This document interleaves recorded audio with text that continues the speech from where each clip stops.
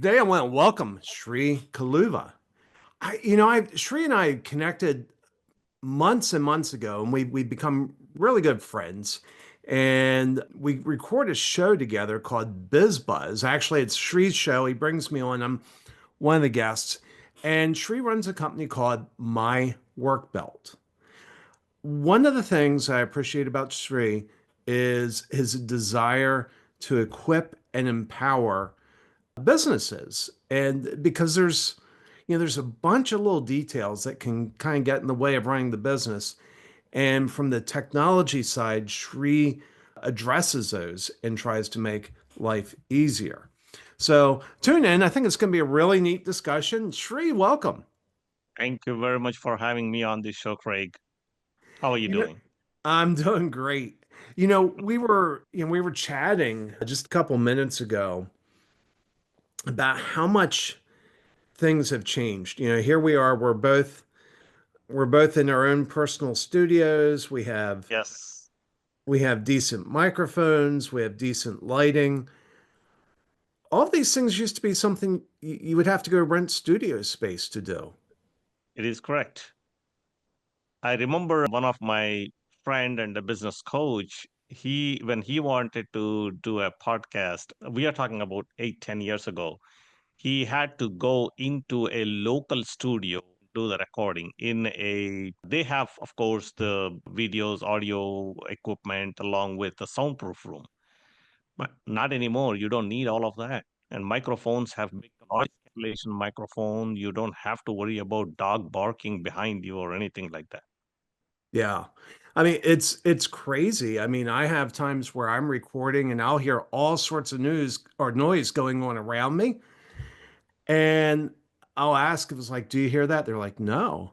And it's just amazing what's happened. And we see that in so many different areas that older folks that are starting businesses, I think see the Hmm. difference and appreciate it. The younger folks just assume, well, this is the way it always is. That's correct. Well, when they are born with the kind of a smartphone in their hand. Yeah. Yeah. And the camera on an iPhone is a really good camera. You can do, I mean, I shot some videos for a client and I was shocked. I mean, I was just really, really shocked how good the videos were.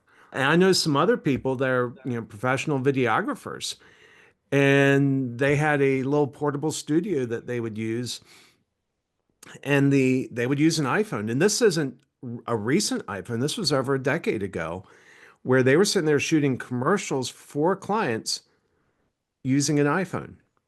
No, here I'll give you another example before we dive into it.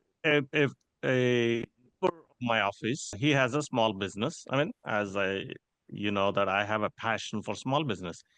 He is a young man, probably in 20 or maybe 21, and he started selling sports card about 5 years ago, 4 years ago, when he was teenage boy. He started it.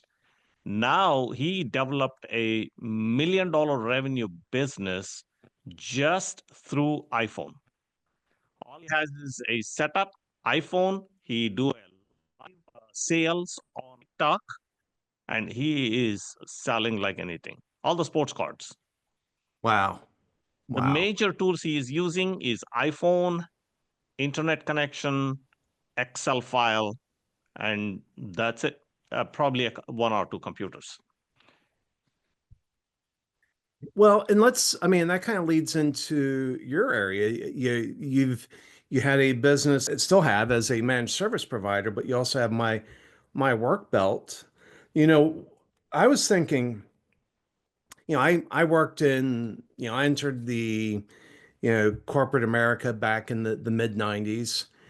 And I remember using Outlook for the first time. And when I Mhm. first took my job, it was, 2 or 3 years. All of a sudden, Microsoft started pushing this application called Outlook. And I'm like, well, this seems like a waste. And I just didn't initially understand it. But then as I started using it, I realized how powerful it was, and that's been, kind of, a staple of businesses. But the It other thing is. I remember was everywhere I worked, we had these big IT teams that made sure everything worked. Things like being able to log into the computer and get on access the company files. And one that was always a big deal was an Exchange server, a Microsoft Exchange email server. Yes. And that was a barrier. If you started a business, you couldn't set up your own Exchange server. That was out of the reach of business owners. Small businesses, particularly small businesses. Large corporations, they have deeper pockets and they have enough capital to accommodate and invest on all those technology.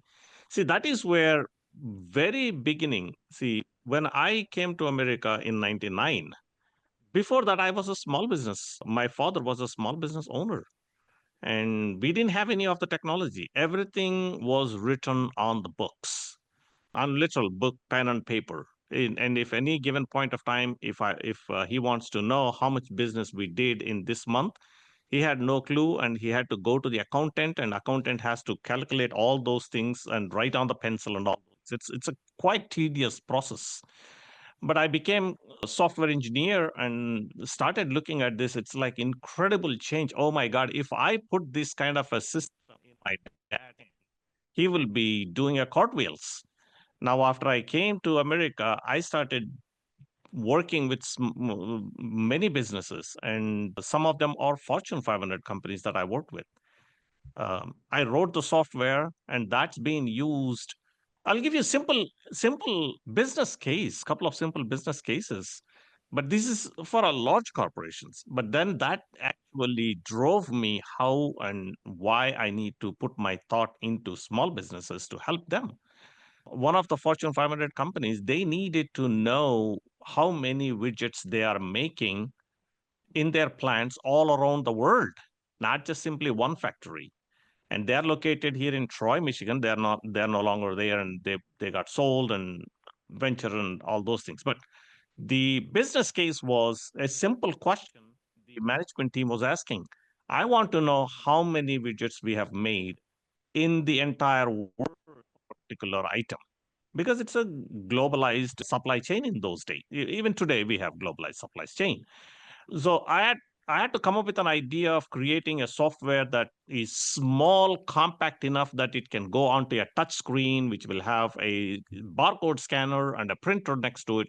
When the production line, the part is coming out, they stick a barcode on it and then scan it. It will flush the numbers to the centralized database. And I was able to deliver that, and the software was installed and implemented in India, Mexico, Canada, Singapore, China, all over the world for giving the answer to that single question. And similarly, another business case that came up as another Fortune 500 company, the board of directors, they wanted to know how much work we have for all our workforce in next 24 months. So what are we doing? Do we have a more workforce than the work we have available, or do we have more work than the workforce we have available?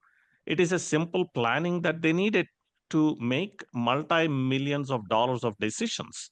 They were working all on stale data, because by the time you collect the data from the branch and consolidate everything to the board meeting, you're already working with the data 1 month old. And Yeah. that's not a good position for the board of directors to be in. I mean, you're taking 1 month stale data and making a multi-millions of dollars of decision. You're talking about $1 billion decisions they were making. So I end up developing a centralized mechanism that collects data from all 400 branches around the US and then consolidate it and give them the report instantly in one click and the current data at the moment. So that made a huge difference for them.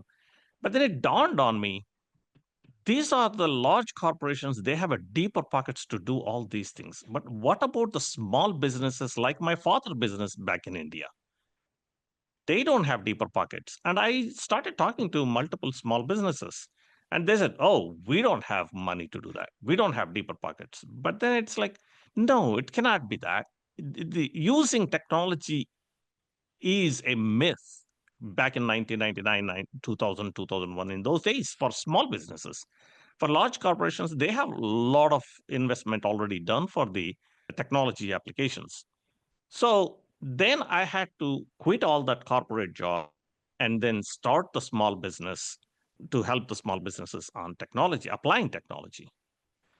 And we started writing software for small business cases that they would not have imagined that can be done. And Yeah. one of the projects we have done early on is very simple. One small business with 20 employees, and they had all distribution there. They do the sampling, in grocery stores, they do the sampling, right? And those sampling people, they don't have a computer in their hand. But if somebody comes in, hey, do you have an approval for doing this sampling? They have to have. So this company, 20 people company, they take the orders from Kellogg's or Post or any other people. They have to fax those orders to all these people. And the people who are sampling are not like young people. They are probably in 50s, 60s. They were sampling. They have to have a fax machine. And they have a dedicated person and dedicated fax machine faxing these orders to all their sampling people every single minute of the day. The person job 8-hour day is to simply fax. Wow. Now, guess what? The problem is if somebody want to fax them, the fax machine is blocked. Nobody could fax them. Wow. So we end up writing a software that uses the computer. All you need to do is plug in a phone line into the computer. Now computer is dialing the fax numbers and it is sending the faxes through the computer after 5 o'clock, and everybody is done.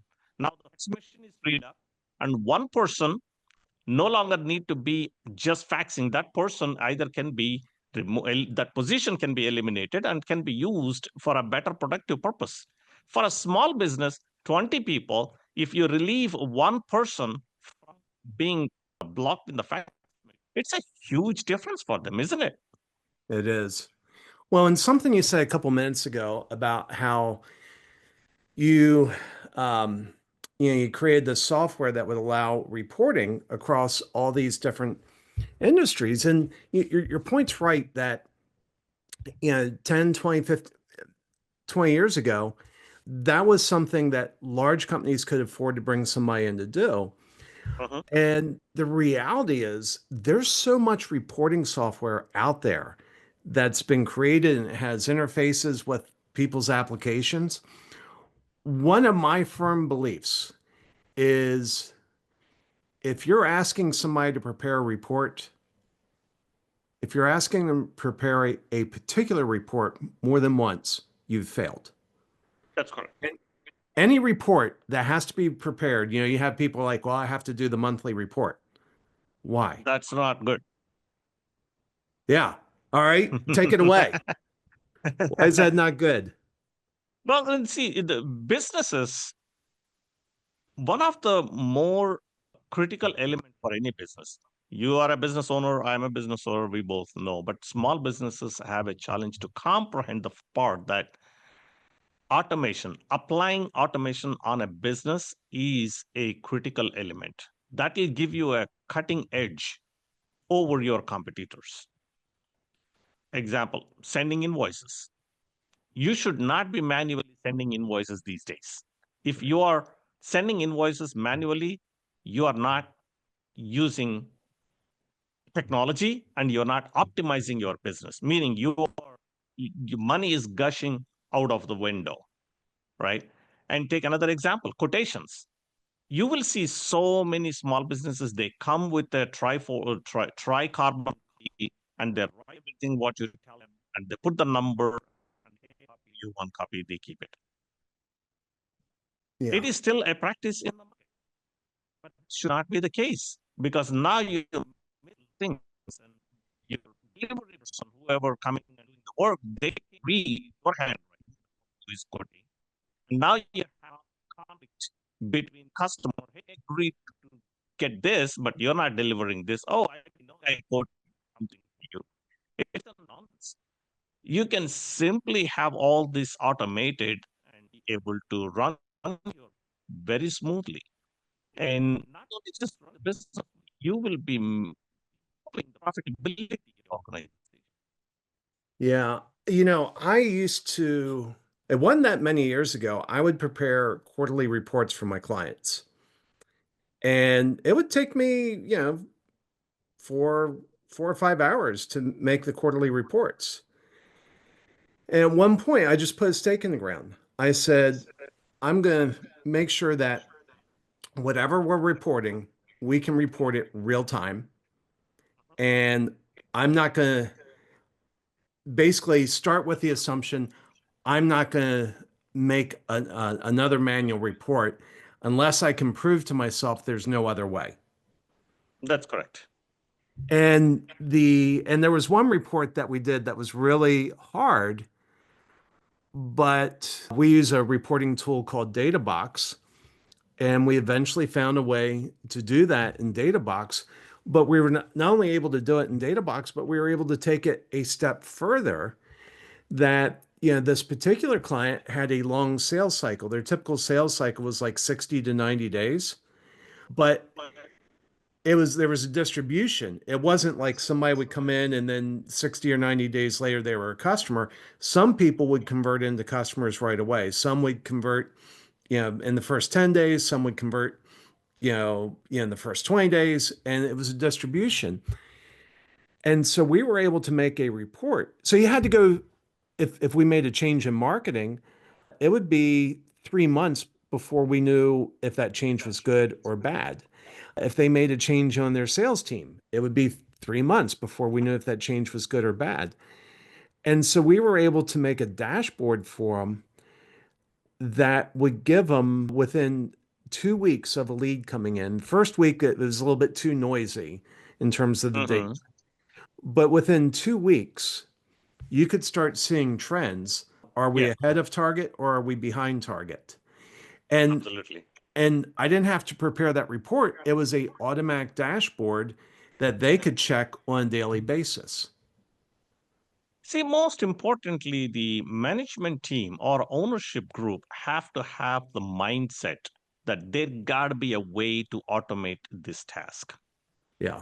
And if whoever the listeners, if they are business owners, I would highly encourage them to ask this question repeatedly because you're not going to get an answer in the one time you ask this question yourself. And once you start getting the pattern of asking this question, you will find a way to do it. I'll give you another simple challenge that many of customers that I've interfaced that are small businesses. I've asked them, do you know the cost of product or service that you are delivering? Yeah. I'm not talking about sale price. I'm not talking about the price you're giving it to them, but do you know how much exactly it is costing you to deliver it? If you are selling a service $100, you need to know whether it is costing you to deliver $50, $60, $80, $120, isn't it? Yeah. Yeah. And that is where 9 out of 10 times I receive answers is very, this is a very, very visible pattern. I don't know. Then I follow up question. I ask them, how do you know you're making money or not? Oh, knock on wood, cross my finger. I'd look at the bank statement at the end of the year. There is money left in the bank. Yay! I am celebrating if there is no money. I, I'm telling you, Craig, it is laughable, but that is a scenario of a small businesses even till today. And And that is why we created this My Work Belt and it tracks everything. And we created budget versus actual report on every single project. They can run at any given point of time budget versus actual report. They know, okay, I sold this, I sold this service for $10,000. I am halfway through. I run a budget versus actual report. Guess what? I know I've already spent $6,000, but I'm only halfway through. I better do something in order to bring this project back into the rails so I'm not losing my shirt. yeah. So I looked over my work belt and I was stunned by the number of things, the number of tools that you have in there. And so just briefly, what are the different tools that my work belt does for a small business owner? As has It's essentially my work belt is a business operating system. right? Think about business as a gears, multiple gears, right? You have a sales gear, you have an inventory as a gear, you have a project management gear, you have to have a purchasing as a gear, you have to have a invoicing and account receivable. So think about all these gears, but they all need to be synced in order for the business to move forward. If any one of these gear is broke, it's not going to be able to move forward. And not only that, the whole business is going to collapse. And the more well-oiled gears they are, the smoother and further you're going with the same amount of energy that you feed into it, isn't it? Yeah.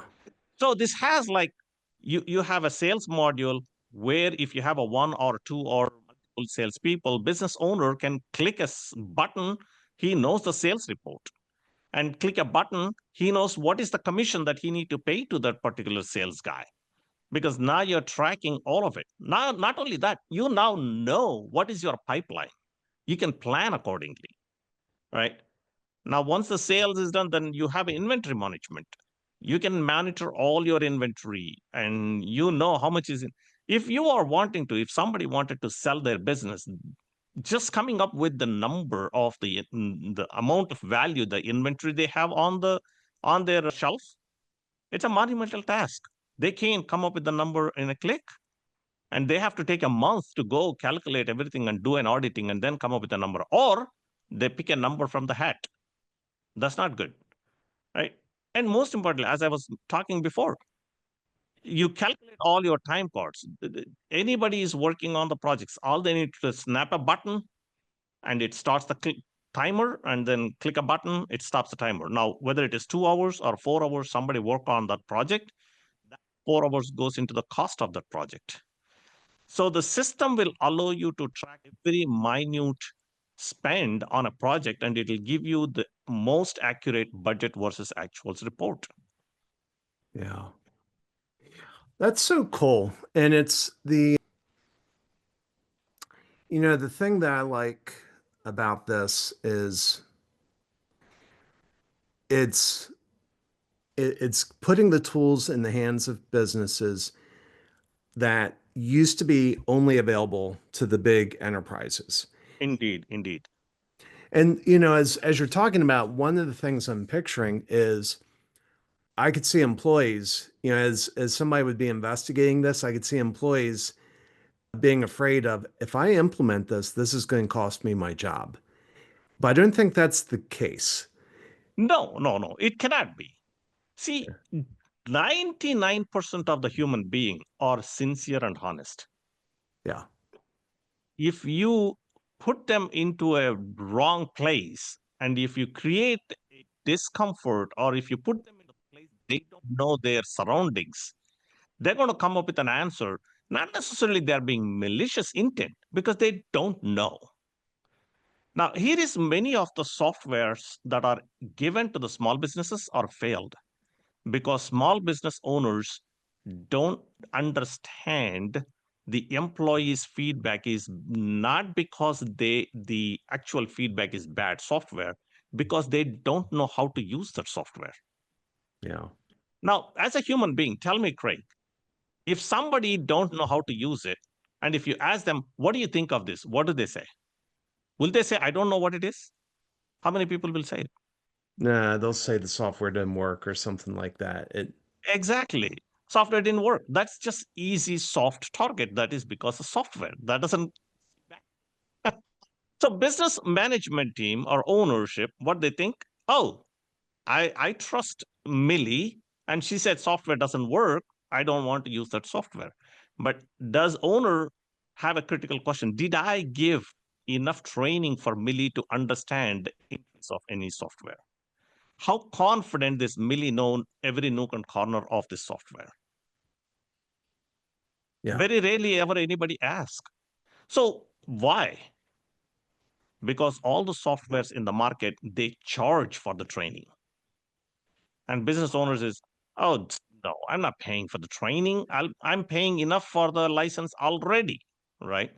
Hence is the reason we accommodated unlimited training part of the software. Yep. So they don't Oh, have that's to smart. have a fine print. That's So smart. once the employees get trained on how to use the software, once they got a command on using that software, they will naturally comfortable to work with.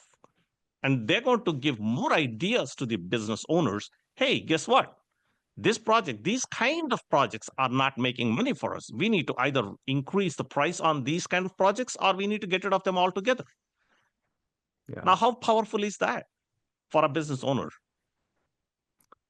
That's yeah. I mean, that's amazingly powerful.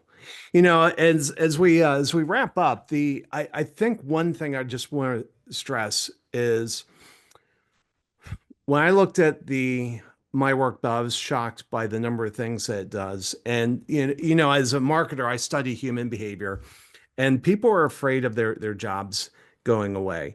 I believe that every business owner, if they could have another employee for no incremental cost or very fractional incremental cost, they'd say, yeah, I have all these other things that I need to do. And so if they look at bringing on a platform like My Work Belt, I think one of the important things is to communicate to the team, hey, this isn't going to take away your job. We still need humans. Humans need to look at data because sometimes machines give us data that don't make sense. That's where the That's right. humans step in. And, but this is going to let us grow. This is, not only is your job secure, but it's going to help us make your job more secure and let you work on more things where you're uniquely capable. And I think I think it's important for businesses to communicate that clearly to their employees when they bring on these tools. when they communicate it, words doesn't mean nothing. The action makes a difference. When they communicate, hey, this is not going to take out your job, this is going to help us to grow. What the way they can communicate is through the action. I am helping you to get trained on this so you can be comfortable on this. Now, people will people will leave their job. Very, very commonly, everybody answered this question. Why would people leave the job? Um, well, I think there's a variety of reasons. Which one are you thinking? Their manager. Yeah. Yep. That's a very common response, right? But guess what? Not just the manager. People leave their job for bad manager, which is by far the highest, but they leave job for lack of tools. And that lack of tools will frustrate them. And when it adds the frustration from already frustrations that they are going through in their houses, in their personal life, will bring it to a last straw, break the camel back. So That's business owners, that is a that's such a powerful point. I think it'd be hard for us to end on a stronger point than that. Is people leave because they haven't been given the right tools. yes. And so for people looking for the right tools, how do they find you? How do they find My Work Belt? Well, simply go on to the myworkbelt.com, myworkbelt.com. And there is phone numbers. Oh, here is another part. If you look at any software tools in the market, they don't give you a phone number to reach. We are proudly presenting our phone number on the website because we want to the people. We hold their hand, make sure they are successful. Well, that's excellent. Well, Sree, thanks for coming on Leaders and Legacies and sharing that. And I do hope people reach out because I think you've put together an amazing toolkit for people. Thank you very much, Craig, for having me on this show. I hope I am contributing to your listeners to improve their business and be profitable and gain some peaceful time back into their pockets.